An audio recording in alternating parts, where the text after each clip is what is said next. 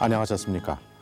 선진국 문턱에 서 있는 우리로서는 그 무엇보다도 현재는 자연과학의 발전이 가장 시급한 일이라고 생각이 됩니다. 오늘은 당시에 29세의 약관으로서 박사학위를 취득해 전 일본을 놀라게 했으며 또 그 후에 미국에 건너가셔서 리아이링 이론을 발표해서 전 세계 물리화학계를 놀라게 하셨던 우리나라의 보배이시고 물리화학계의 원로이신 이태규 박사님을 모시고 말씀을 나눠보겠습니다. 이 박사님 건강하신 모습으로 나오셨습니다. 박수로 맞이해 주십시오.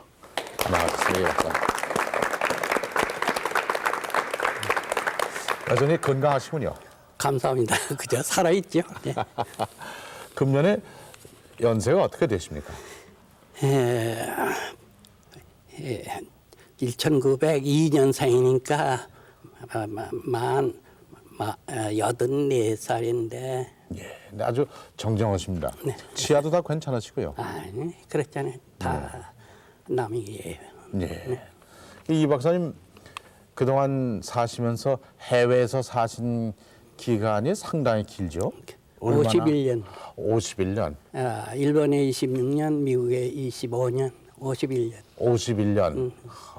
참 아주 대단한 시간을 그렇게 외국에 사셨는데 고향은 어디십니까? 충남 예산이에요. 예산이세요? 네. 예. 그럼 예산에서 얼마나 사셨습니까? 그러니까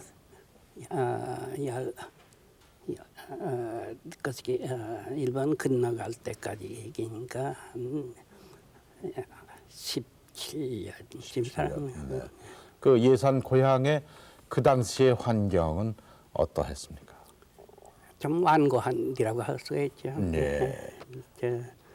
그리고 또 가난한 군이었는데 지금은 그렇지 않은 것 같습니다. 네. 그 서울로 이제 그 당시로 말씀을 빌리면은 유학하신 거죠? 유학이죠. 예. 어떻게 서울로 유학 오실 생각을 하셨습니까? 그러니까 서울 참 그렇게 공부한 사람이 적었어요. 네. 소위 신학문이라고 해서. 네. 그런데 그때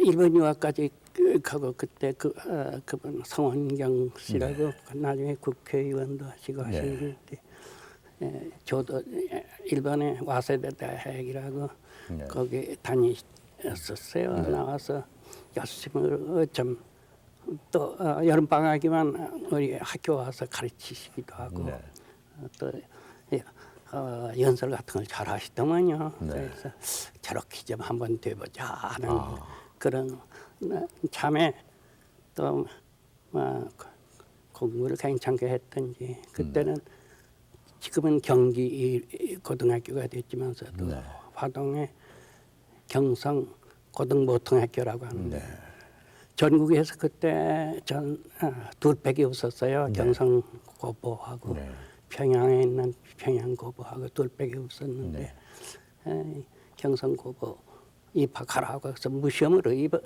들었죠. 성적 좋은 애들은 그렇게 했어요. 첫째, 둘째까지.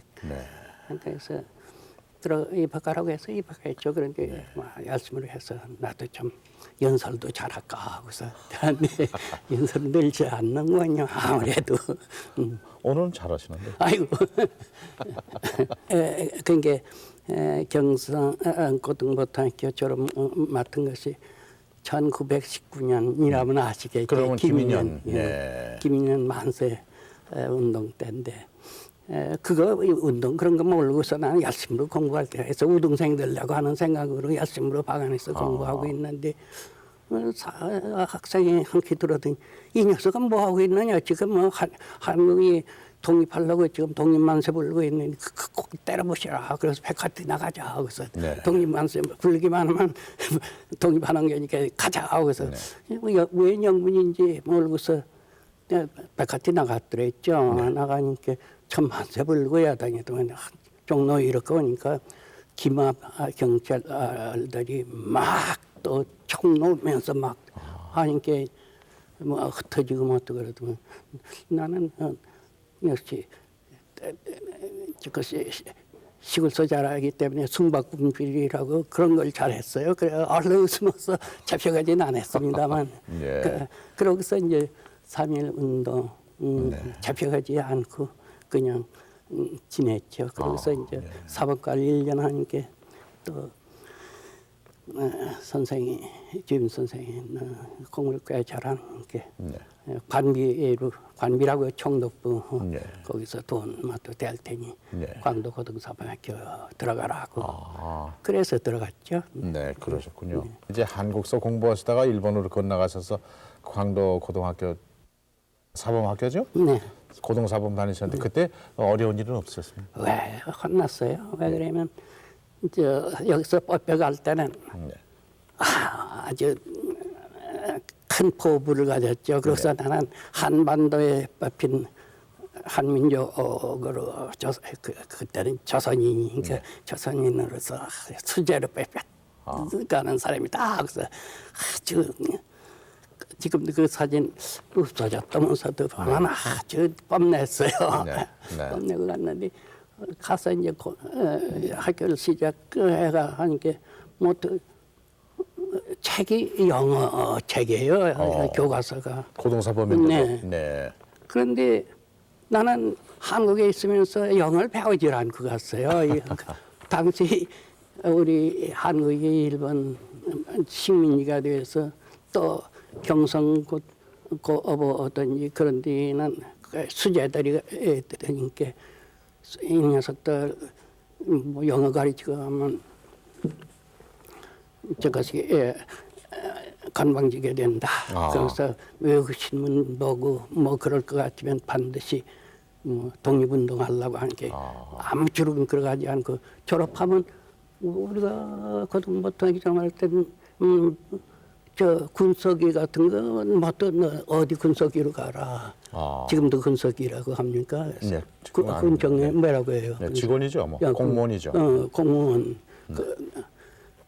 또 재판소 서기로 가라. 그래서 꽤 높은 자리예요.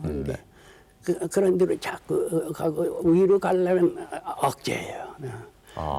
그런 정책이었어요. 머리 좋은 애들은 뭐 그렇게 해서 이렇게 꽤 관계로 가서는 도장관도 되고 한 사람이 그 영어 공부가 그래서 어려우셨고. 네, 영어를 통하지 않고 갔으니까 이게 야가나 봐도 모른단 말이에요. 책을 아무래도 이거 한반도에서 뵙힌 수제다 하고 가는 녀석이 거기 가서 천치놀이를 하고 있으니까 창피스럽고 아이고 그 책은 읽어야 되고 하는 게 뭐 이제 선배든지 붙잡고 묻고 뭐 자기가 공부하는 게죠. 그러니까 너무 열심으로 그렇게 하고 하니까 지금 생각하니까 아주 참 정신 서약이라고 하던가 이렇게 공부하려면 머리가 띵하고서 눈에서 별이 탁탁탁 떨어져요 이렇게.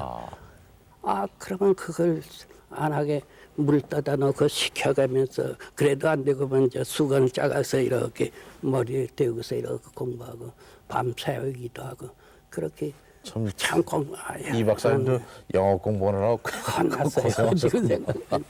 그 사범계통 공부를 하신 분께서 경도대학에 가셔서는 이공학계통으로 공부를 하셨는데요. 네. 어떻게 이공학계통을 공부를 하시게 되었습니까? 그것이 사범 고등사범에 있을 때부터 이제 이과하고 문과계통. 이제 이과에도 이제 그것이 수학,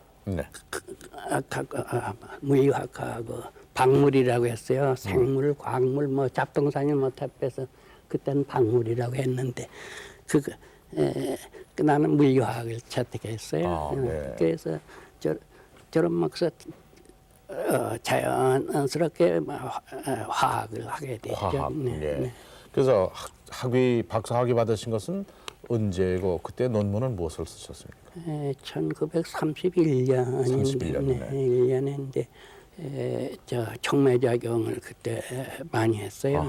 촉매작용 지금 생각하면 한국서도 필요가 있구면서 저 일산화탄소 그 놈이 저 니켈 금속 니켈이 의해서 하면 분해를 해요. 그래서 CO2 탄산가스하고 카본하고 탄소하고 둘이 분해합니다.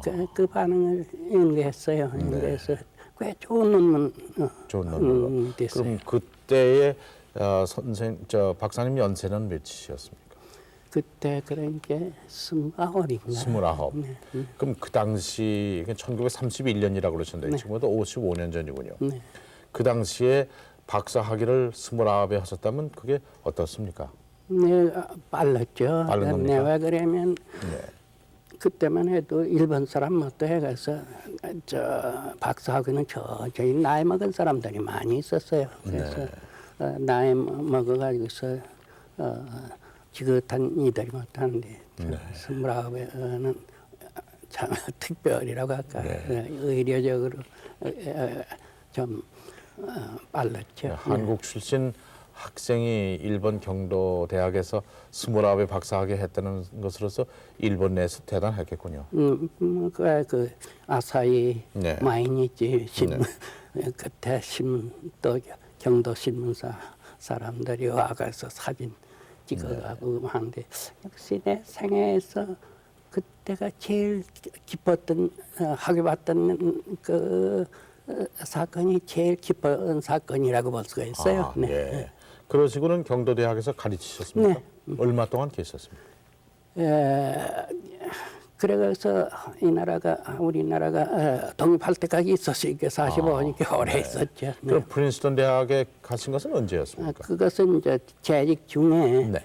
그러면 이제 거기서 추려가지고서 또 미국 외국 가게 했어요. 네, 막그 출입에 받은 게죠. 네. 그럼 미국 프린스턴에 가셔서는 무엇을 연구하셨습니까? 네, 거기 가서는 첫 번에 한 것이 반응 동력학, 반응 속도론이라고 합니다만 어떤 반응은 빨리 일어나고 어떤 반응은 늦게 일어나고 어떤 반응은 냅대 퍽퍽 물러서 탁 터지기도 하고 왜 그런가 그런 것을 연구하는 것이 반응 속도론이라고 하는 반응 아마 그 방면을 하고 있었죠. 네, 프린스턴에 39년에 가서 몇 년 계셨나요? 그러니까 그때 2년 3개월밖에 못 됐어요. 그러면 세계 제2대전이 1941년 2년이죠. 1년 12월에 이랬는데 41년 한 7월까지 있었어요. 그렇게 있으니까 일본 대사관에서 한국 일본 돌아가라 하고서 독촉이 오더군요. 세계 정세가 좀 이상하게 되어 간다고 돌아가라고 해서 그래서 부랴부랴 일본으로 돌아가게 됐죠. 미국에서 생활하시는 가운데서 아직도 기억 남으시는 일은 어떤 일들이? 네. 그 2년 동안에. 네, 미국 프린스턴 대학에 가서 있었는데 재미있는 것은 우리 손녀들 보고서 아인슈타인하고 약속했다면 거짓말이라고 자꾸 그래요. 아인슈타인은 저 예전 사람으로 생각하거든. 지금 애들은 뭐 그럽디다.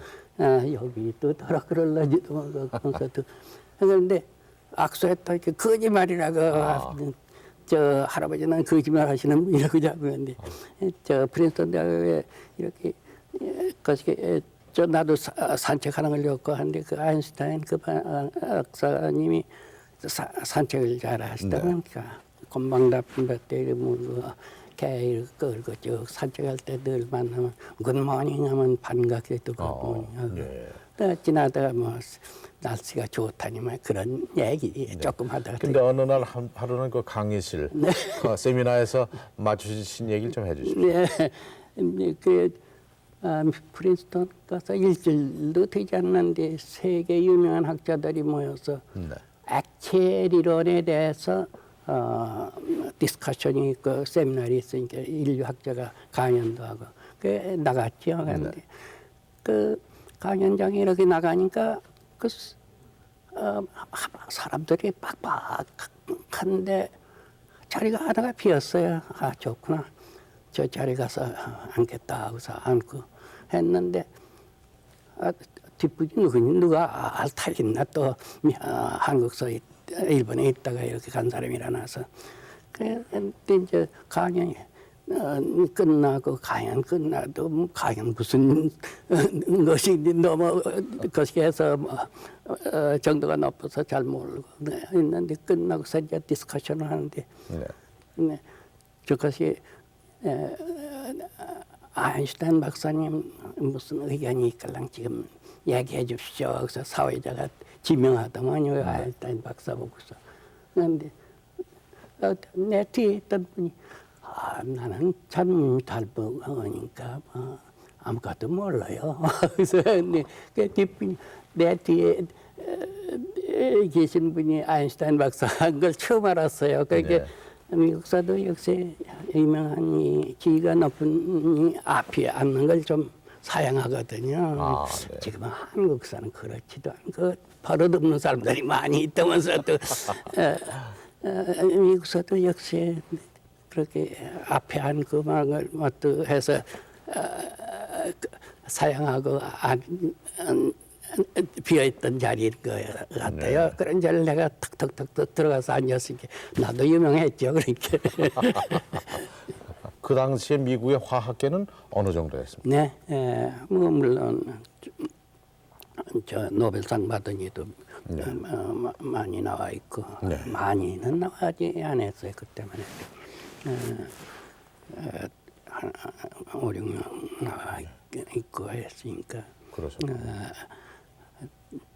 가히 짐작합니다. 짐작하고 또 역시 일본은 떨어져 있구나. 네. 미국 온 걸 잘했다 그렇게 생각해요. 그 당시에 그 핵물리학이라고 원자력에 대해서 연구가 있었나요? 네. 한참이죠. 한참은 비밀로 비밀리. 한참 하고 있었죠. 이제 그 당시가 그 원자폭탄 만드는 그런 과정이 은밀히 다 진행이 되고 있다는 진행되고 있었죠. 혹시 이 박사님 거기에 관여하시진? 관여 못했어요. 미국에서도 일본 계통이라. 네, 그렇고 아주 외국 사람 지금도 그래요. 외국 사람인데 이제 우리 아들이 저 원자력 연구하는 그 기관에 지금 있습니다만 내가 찾아가도 턱에 들어서지 못하게 그 연구소 가도 그것이 초소 있는 데서 얘기하다가 가라고 해도 들어서지 못하게끔 그만큼 보안 관계. 보안 관계가 아주 이제 그 미국 프린스턴에서 2년 마치시고 2차 대전 직전에 다시 일본에 돌아오셔서 경도 대학에서 가르치셨죠? 네. 거기선 역시 화학계통 가르치셨나요? 네, 그래. 네. 그땐 조교수 하셨나요? 네. 이 연구는 특별히 뭘 하시고 계셨습니까? 연구는 역시 쭉 하다 반응 속도로 같은 계통에. 계통을 쭉 하고 있었죠. 그러다가 해방은 어디서 맞으셨습니까? 일본 경도에서. 경도에서. 네. 아이고 광도가 아니길 다행입니다. 네, 광도에 있으면 큰일 났어요. 처음엔 광도로 가셨고, 그다음에 경도에 계셨는데. 그러면 해방 이후에 광도를 그 유명한 히로시마, 광도를 방문하실 기회가 있었습니까? 네, 저 해방 후에 내가 그때만 해도 아주 그 원자력 하려면 원자력을 공부하는 것이 좋겠다 이렇게 생각해서. 그 방면에 흥미를 가지고 있었어요. 그래서 그러면 원자폭탄 떨어진 광도를 한번 시찰해야 되겠다. 한데 만류하는 사람들이 많이 있었어요. 아직 그것이 방사능 토지에서 또 남아있고 하지만 그래도 가야 되겠다 하고서 차례 가봐야 되겠다 하고서 광도를 갔죠. 이제 정거장 기차는 다녔어요. 정거장에서 내려서 이렇게 보니 어디가 어디인지 모르겠어요. 또 재탐이가 되어서 부서져서 그래도 짐작해서 찾아가 보고 쭉 돌아다니면서 조사할 거 조사하고 다행히 카운터를 가지고 있었으니까. 가이가 카운터. 네, 가이가 카운터 가지고서 이렇게 또 역시 틱틱틱 소리가 나고. 사방 그렇죠. 너무 있어서는 안 되겠다 했어도 그래도 일주일 돌아다녀서 조사하고 그랬어요. 보신 인상은 어떻습니까? 그런데 이제 친구라고 하는 이들 이렇게 했더니 역시 모두들 손을 댔더니 조금 내놨더니 탁 하는 동안에 반사서 때문에 손 댔더니 그런 사람 많이 죽고 살아있는 사람도 앓고 있는 사람들도 많이 있고 원자병이었죠. 네.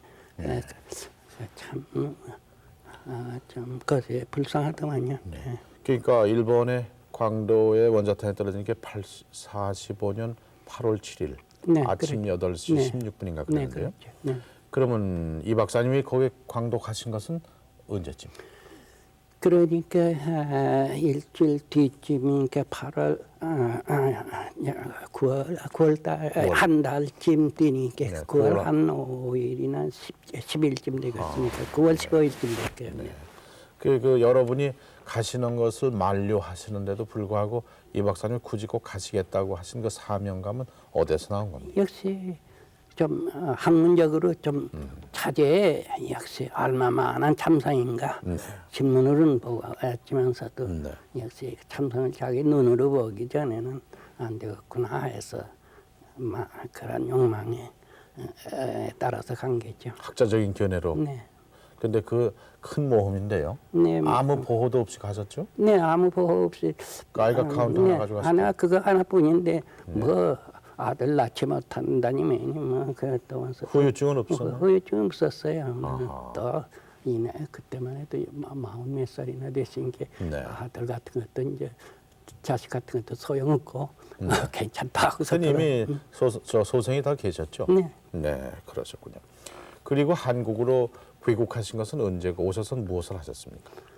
한국 귀국한 것이 그러니까 1945년에 해방되지 않았어요. 네. 8월 15일에. 네.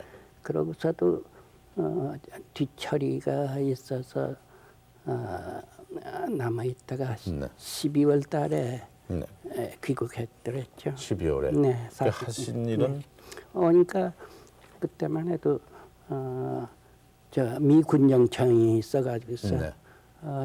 미 군정청에서 나를 기다리고 있었어요. 아, 네. 문교 그때는 저 유학겸 네. 씨가 문교 장관, 지금 장관이지만 네. 그때 문교 부장이라고 하는 부장이라고 했어요. 그 오라고 하더니 저 경성 제국대학이 있었어요. 그것을 갖다가 우리나라 인수해 가서 경성 대학이라고 하고 거기에 이공학부 부장을 하라고 하더만요. 네. 그 직책을 맡아보기로 했죠. 네. 얼마 동안 그 이공학부 부장을 하셨습니까? 1년 못했죠. 하니까 이제 대한민국이 들어서게 되고 네. 그래서 학제 개편이 생겨서 서울대학을 갔다가 서울 그 경성제국대학 경성대학을 갔다가 이제 개편해 가서 국립서울대학 학교를 만들어 가서 뭐 다 합치는 게죠. 또 그때 당한 것이라고 하는 그 당시 학원이 어땠습니까? 뭐 수라장이죠. 네. 반대하거든요. 우리나라 사람은 꼭 반대가 일어나니까. 왜 그러면 그건 또 학교 뺏기는 사람들이 부처일 것 같으면 학교 뺏긴다고 생각할 거 아니에요. 그 학교에서는 그 학교. 또 서울대 사람들은 아주 엘리트라고만 생각했거든. 법문학부하고 이공학부하고 의학부하고 엘리트가 있는데 저 잡동사니를 갖다 놓고 한 학교라고 하고서 하라고 하니까 또 싫다고 하고 서로 싫다고 하는 게요.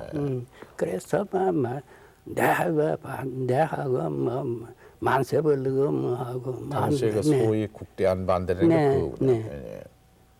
그러고 또 아직 것이가 서지 않았어요. 저것이 해방돼 가서 몇 년 되지 않습니까? 해방 직후는 뭐 또 신탁 통지 반대니 뭐 삼상회의 반대니 뭐니 뭐 그런 거 있다가 이제 또 국대안이 났거든요. 그 여파 놓고 꼰듯하는 거예요. 그래서 내가 학장돼 가서 이제 수업 같은 거 이제 타일 나가서 이제 하잖아요. 그러면 우하고 뭐냐고 저 교정에서 또 기대 들고서 또 반대 운동이 일어나고 나 그런 통해서 고생 많이 했습니다. 혼란기죠. 네, 혼란. 미소 공동위원회가 결렬이 되고 복잡한 그런 시대죠. 좌익들이 막 날뛰고 참 생각이 싫었던 그랬던 시절입니다. 그렇게 서울대학에 계시다가 호련히 미국 유타 대학으로 가셨는데 왜 가셨습니까? 네, 그렇게 한 3년 좀 고생했어요. 3년 하다 보니까 이게 안 되겠더만요. 자기 전문하는 다 잊어버렸어요. 잊어버리끔 돼 있어요. 이래다간 학자라고 하는 것은 역시 안 되겠구나. 감투라고 하는 게 절대로 쓸 일 아니다. 이제. 학자와 감투는 다르다. 그러려면 차제에 좀 조금 쉬어서 미국에 가서 학문하는 분위기에 젖어 있다가 또 2년 뒤에 돌아와서 또 큰일 해보겠다 하고 그랬죠. 그 유타 대학이면 미주의 서북부 지역인데요. 거기 가서 연구하신 것은 무엇을 연구하셨어요? 거기 다음에 가서는 역시 반응 동력화의 한 분야겠지만서도 이 물질의 흐름, 어떤 가령 물은 빠르게 흐르고 기름, 참기름 같은 거 끈적끈적하게 잘 흐르지 않고 그게 웬일인가, 왜 그 이유가 뭐냐.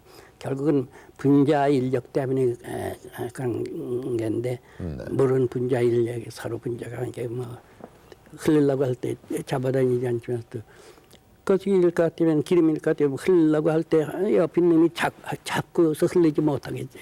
자네 가지 말게 하고서 붙잡고 분자들. 결국은 그런 것이 작용해서 그 흐름의 플로우라고 합니다만 그 지속이 일어나고 그런 것을 더 알려져 있지 않는 법인이 많이 있더만요. 해보니까 그러니까 그런 방향을 갖다가 하면 재미있겠다 하고서 그걸 좀 파고들었어요. 그런 그 이론을 이름 붙이시기를 리 아이링 세오리 그러셨죠? 네. 그러니까 그게 리 아이링 이론이라고 붙이신 것은 어떤 연유입니까? 네, 우리가 붙인 거 아니에요. 이제 논문 내다 보면 이제 쓰는 사람들이 그걸 참고하는 사람들이 그런 이름 붙여 주는 게죠. 그러니까 어떤 사람은 뭐 이렇게 또 자기 이론이다 하고 자기 이름 붙이는 사람이 우리나라도 지금 꽤 있어 이러고 보면 그렇잖아요. 남이 붙여주면 하는 게. 그러면 그 이라는 거는 이 박사님이 이자겠죠. 한자에. 그다음에 아일링은 그럼 아일링 박사입니까? 그 두 분이 연구하신 건가요? 그래도 이 박사님 한자가 앞에 나오는 걸 보면 이 박사님이 그 주도권을 지신 듯한데요. 그건 사실이에요. 그럼 그것이 1900 몇 년쯤? 그게 나온 게 52년. 52년. 그럼 그 당시에 이 박사님께서는 그 유타 대학에서 그 리 아이링 세오리를 연구를 하시고 계실 때 우리 고국은 전쟁의 와중에서 참 생사를 가리고 싸우고 있던 그런데. 그때 마침 우리는 이 가족을 갖다가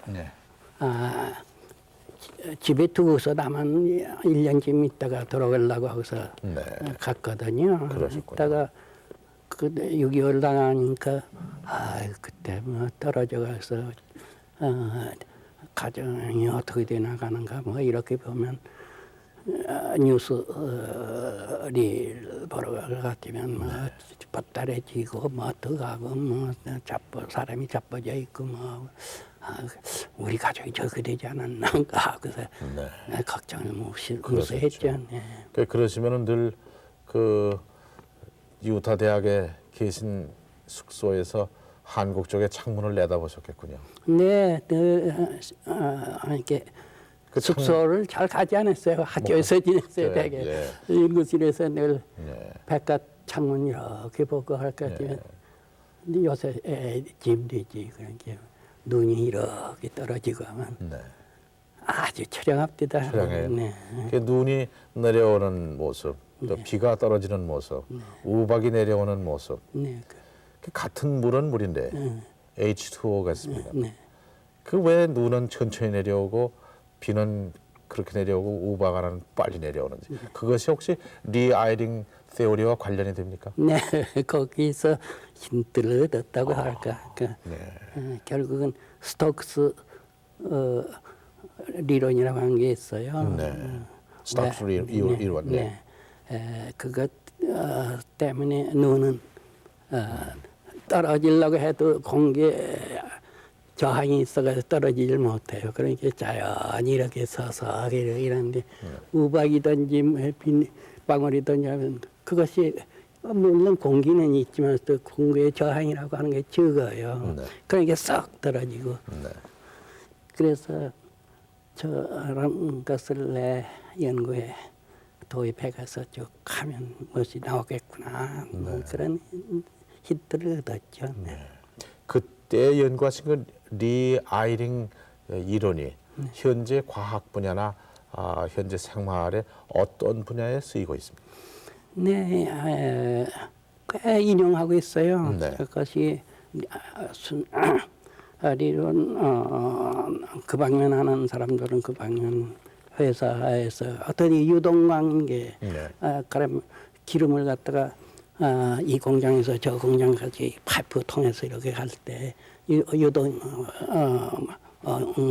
하니까 그 유동관계에 되는 데는 꽤 쓰고 있습니다. 네. 또 그런데 순환기만 해도 피가 이 혈관을 쫙 돌아다니고 하니까 역시 거기에 그걸 갖다가 헤모레올로지라고 합니다만 거기에서도 그 유동 현상 그걸 하니까 거기에서도 꽤 인용들 하고 있어요. 네. 그렇군요. 예. 그 1952년에 리아이링 세오리를 발표하셨을 때 참 또 한 번 이 박사님은 세계 과학자들에게 큰 충격을 주셨고 참 놀라움을 주신 그러한 위대한 발표를 하셨는데요. 그 후에 이 박사님께서는 노벨상 추천위원으로 선임되셨죠? 네, 선임, 네, 저 노벨상 됐습니다만 그것이 잘 모르고 계시는 거예요. 추천위원이라고 하는 것은 매년 갈려요. 아, 그렇습니까? 네. 네. 그러니까 여러분이 내게 뭐 과자상 여라도 들켜지고 지금 뭐될 줄 알면 아니고 그 전에 했던 그 몇 년이던가 그때 해서 지금은 그런 것이 없어요. 네. 1년마다 갈려요. 1년마다 스톡홈 거기에서 또 추천위원을 모두 꽤 많이 위촉을 해요. 네. 그러면 현재는 추천위원은 아니시군요. 네. 그 당시에 한번 하셨군요. 한번 했다고 하는 거죠. 네, 참 우리나라에서도 그런 어른이 계시다는 게 우리는 자랑스러운 얘기죠. 뭐 대수롭지 않습니다. 그런데 이 박사님께서 노벨상 추천위원을 하셨다면은 그래도 우리나라 여러 그 과학계나 우리 분야에 대해서 연구를 하셨겠는데 우리나라에서도 노벨상을 탈 수가 있을까요? 네, 있다고 생각합니다. 나는 아주 낙관적이에요.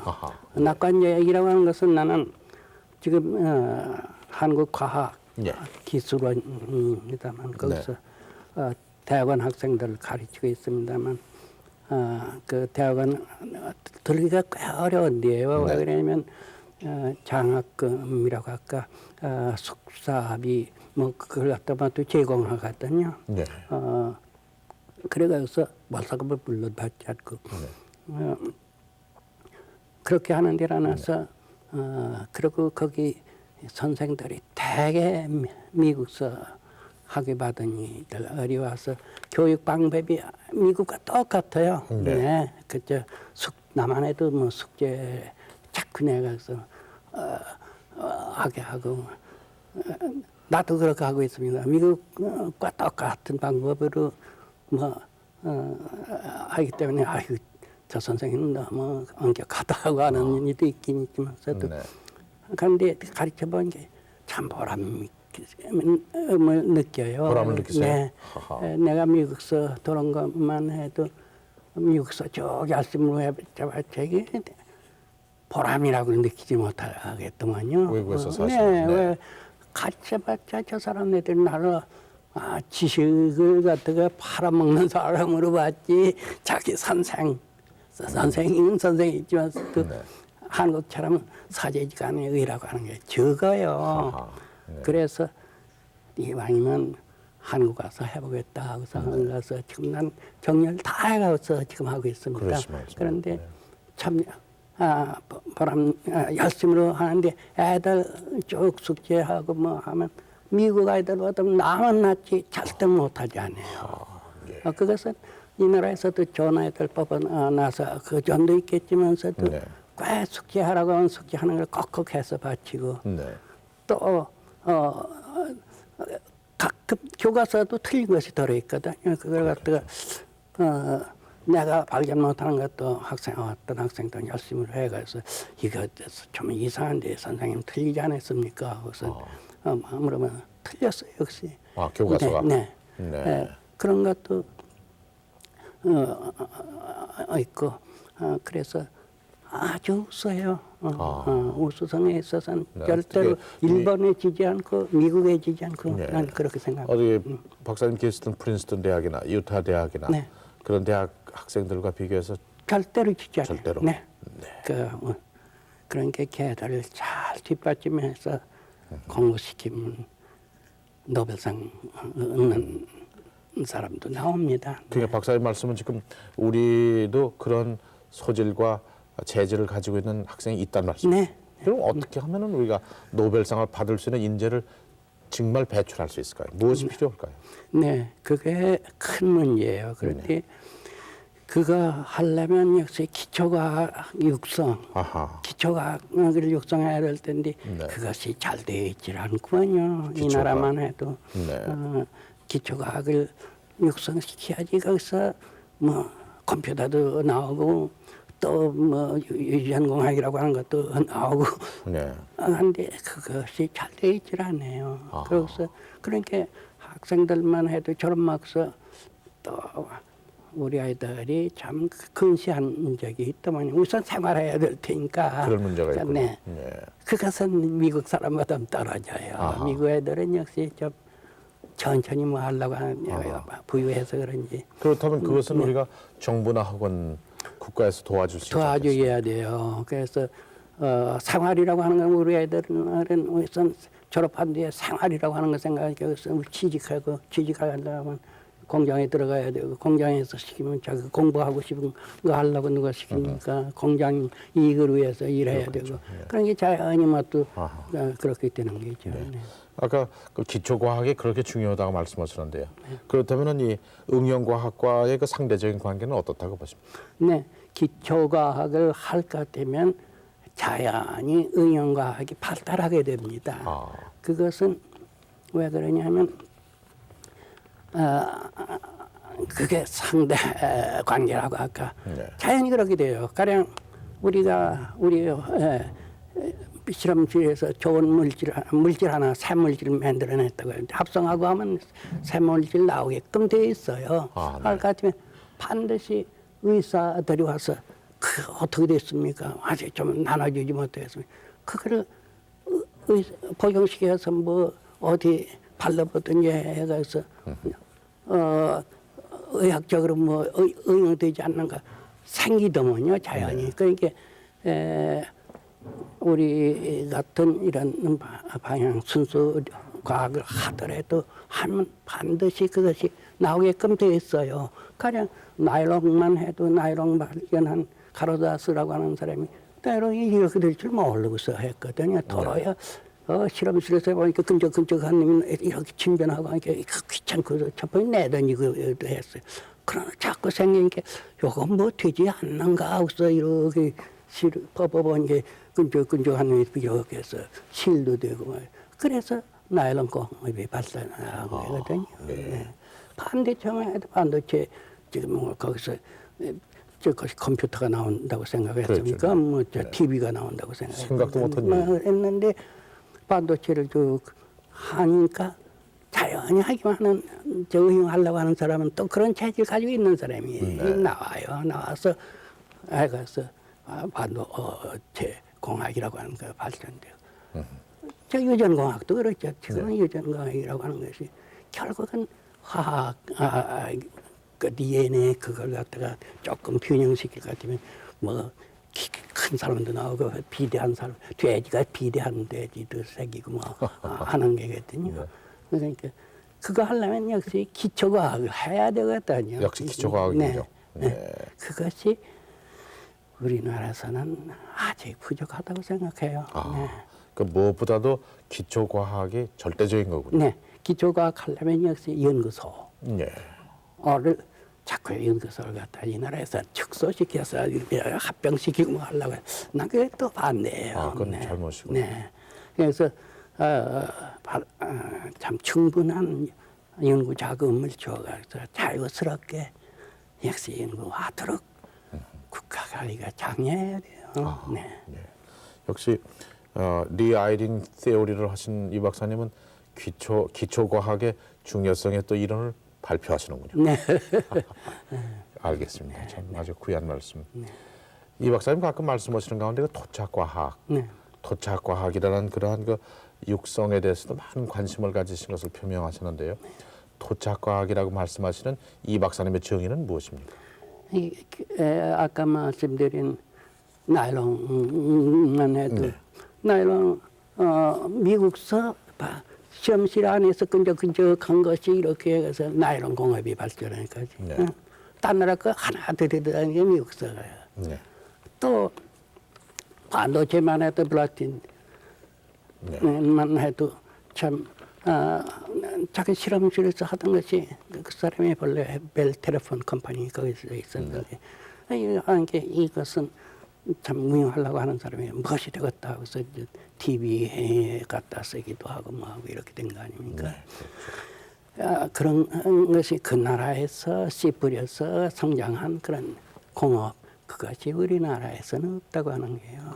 네, 그것은 연전에 내가 저것이 프로리 박사라고 저 스탠포드 대학의 교수님인데 그분은 나일론 회사인 듀퐁 회사에 오래 계시다가 저 스탠포드 대학으로 가신 분인데 여기 오셨을 때 모시고 저것이 대통령 면회 했더니 도저히 바빠서 그럴 시간 없다고 그래서 국무총리를 만나 뵙게 됐는데 그분이 말씀하더만요.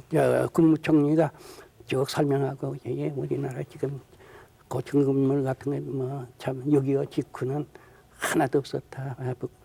참 빈정 때문에 자퇴미가 됐는데 그 뒤에 이렇게 성장해서 저런 고층 건물도 생기고 또 나일론 공장도 생기고 수출도 많이 하게 돼서 백악부를 달성을 하게 됐다고 아주 자랑스럽게 얘기하고서 그분 프로리 박사 보고서 무슨 소감이 있길래 말씀해 주십시오. 함께 솔직해요. 학자라면 참 눈부신 발전한 데에서는 국민의 우수성과 노력에 대해서 참 경의를 표하는 겁니다. 그러나 이 나라에서는 역시 지금 말씀한 토착 공업이라고 하는 것이 없지 않으니까 즉 이 나라에서 씨 뿌려서 걷어들인 회사, 미국의 나일론 회사, 또 반도체 회사 그런 것이 아직 없지 않습니까? 그것을 육성시키도록 기초가 육성에 힘을 써 주셔야 될 것 같습니다. 그래서 아주 강조하시더군요. 그건 내가 몇 번 말해도 안 되는 게였는데 손님 와서 하는 데는 아주 흐뭇하더군요. 네. 이 박사님 사시면서 마음속에 늘 지키신 좌우명은 무엇이고 생활 철학은 어떤 것이었습니까? 저것이 내가 잘 신문 기자들이 묻는 게 일어나서 근데 또 우리 아이들 보고서 할 때도 늘 내 생활 철학은 이렇다고 keen observation and everlasting effort. 근데 하나로 할 것 같으면 예민한 관찰과 끊임없는 노력. 네. 그거 가지고 쭉 해왔다고 생각해요. 네. 제일 어려우셨던 고비는 언제입니까?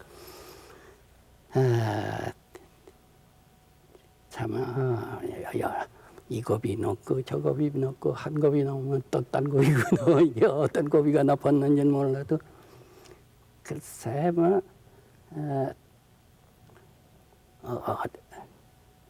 역시 와서 고생할 때가 제일 어려웠다.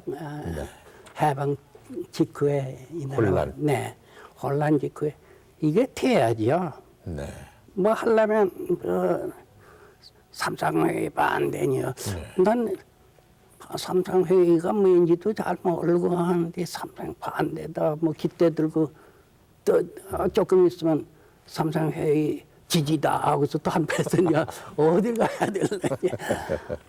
참 혼났습니다. 그래서 입회에선 입회대로 확정 끌어넣어야 하는 게 지휘인도 그 한참 가다 보면 자네가 왜 이런 데 서서 있느냐 이러게 하고서 또 이러 가지도 못하고 저리로 가지도 못하고 그 혼란 시대 경험은 참 제일 어려웠다고 생각해요. 아까 그 박사학위 받으실 때가 제일 기쁘셨다고 네. 말씀하셨는데 네. 그의 머금가는 그 후에 기쁜 일은 뭐 없었습니까? 역시 좋은 논문 됐을 때, 네, 리아이딩. 네, 그거에 이론. 또, 네, 그거 또 이렇게 네. 또 학교에서 좋은 아이들하고 해서 좋은 거 발견하고 하면 참 좋아요. 네. 네. 그 슬아의 자녀는 몇 분이시고? 일남 삼녀. 일남 삼녀. 네, 네. 사모님 건강은 어떠십니까? 네, 그렇습니다. 네. 그거는 금년에 여든 둘인가. 여든. 네. 그러면 둘 차이시군요. 둘 차이. 네. 그렇게 건강하신 몸으로 아직도 그 조국의 발전과 더욱이 과학의 기초과학의 심오한 연구를 강조하시는데 그간 그 건강을 유지해 오신 비결은 어떤 건강 비결을 간직하시고 계십니까? 비결이라고 하는 게 없습니다. 네, 운동이라고 하는 것도 젊었을 때 좀 테니스 좀 했어요. 네. 근데 그것도 그만두고 또 제일 바빠서 못해요. 제일 바빠서 운동 같은 것도 못하고 지금 하는 것은 아침에 일어나서 바로 사택 뒤가 뒷동산인데 산에 이렇게 올라가는 것을 한 바퀴 쭉 도는 것을 일과로 해왔는데 그것도 나이 먹어서 그런지 올라가다 자빠진 일이 있어요. 네. 그래서 이거 잘못 자빠질 것 같으면 이거 죽는 판이고 이렇게 그만두겠다 하니까 또 집사람이 자전거 실내 자전거 하는 거 사다 놨어요. 그래서